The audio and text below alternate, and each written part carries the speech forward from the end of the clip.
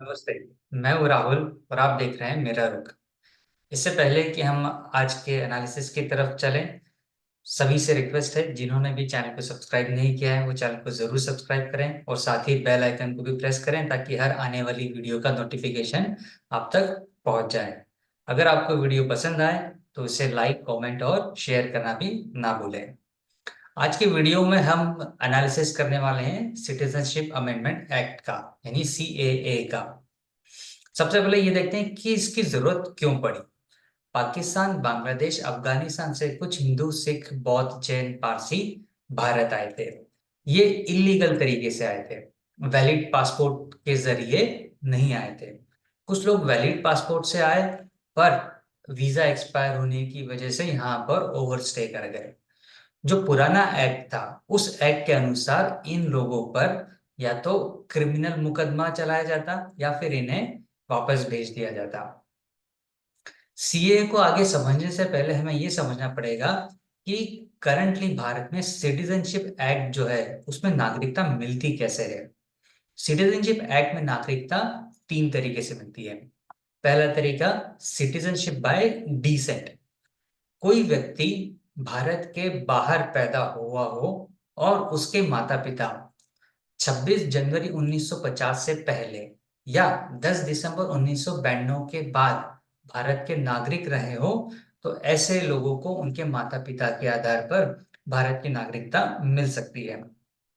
दूसरा तरीका है सिटीजनशिप बाय रजिस्ट्रेशन।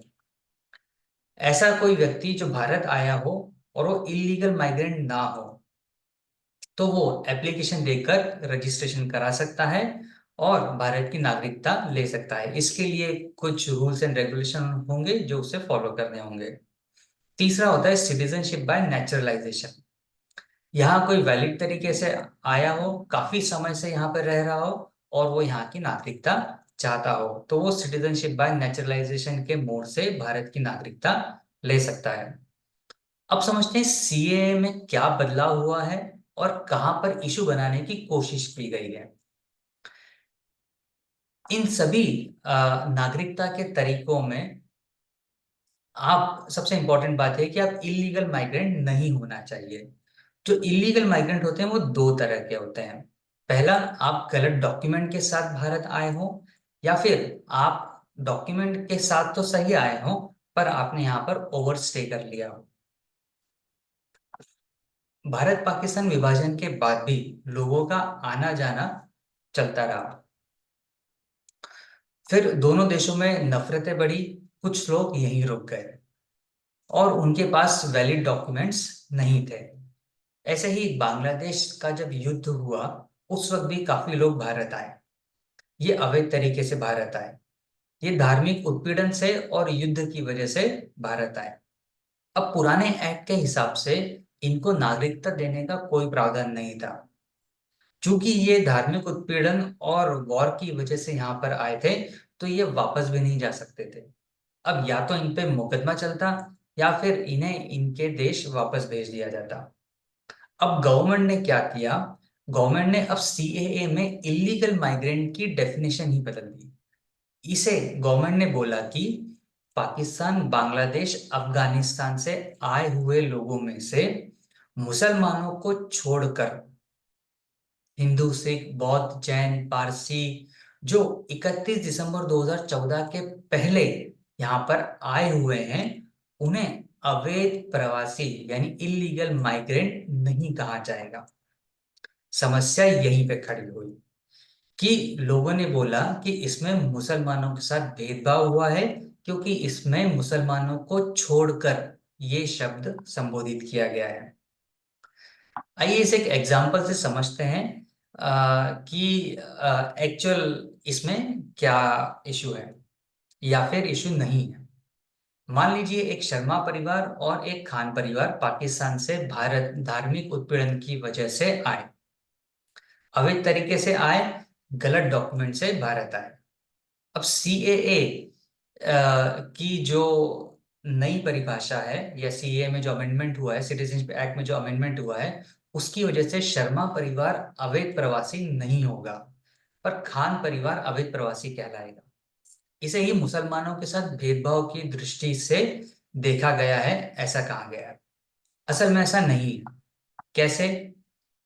अगर कोई Hindu Saudi Arabia, USA, UK या किसी और देश का नागरिक है और वो भारत पर आए, तो ये बेनिफिट उसको नहीं मिलेगा। ये सिर्फ इन 3 देशों से आए हुए अल्पसंख्यकों को ही ये बेनिफिट मिलेगा। अब इसमें मुसलमानों से भेदभाव नहीं है, क्योंकि बांग्लादेश, पाकिस्तान और अफगानिस्तान, ये तीनों देश अपने आप को इस्लामिक देश कहते हैं। और इस्लामिक देश कहते हैं इसलिए यहाँ पर मुसलमानों के साथ धार्मिक उत्पीड़न होने की संभावना कम हो जाती है या नहीं के बराबर हो जाती है। अब जो खान परिवार यहाँ आया है, वो भी धार्मिक उत्पीड़न के डर से यहाँ पर आया है, तो वो शरणार्थी का दर्जा यहाँ पर ले सकता है। जब वो शरणार्थी का दर्जा यहाँ पर लेगा, तो वो अवैध प्रवासी नहीं कहलाएगा। अब सरकार ये देखेगी कि या तो अगर हालात ठीक हो गए हैं उसके देश में, तो उसे वापस भेज दिया जाए, या फिर अगर वो यही रुकना चाहे तो उसे नियमों के तहत नागरिकता दी जाए। इससे पता लगता है कि सीए में मुसलमानों के साथ भेदभाव नहीं हो रहा है। सीए सिर्फ 3 देशों के अल्पसंख्यकों के लिए लागू होगा, जो वो भी जो 31 दिसंबर 2014 के पहले आ गए हैं। अगर कोई इन्हीं 3 देशों में से अल्पसंख्यक 31 दिसंबर 2014 के बाद भारत आया हो या यहाँ ओवरस्टे किया हो, तो उसको ये बेनिफिट नहीं मिलेगा। ये था इस सीए के ऊपर एक डिटेल एनालिसिस और इसकी बारीकियां। आई होप आपको ये एनालिसिस पसंद आया होगा। अगर आपको पसंद आया तो वीडियो को लाइक करें, कमेंट करें और शेयर भी करें। धन्यवाद।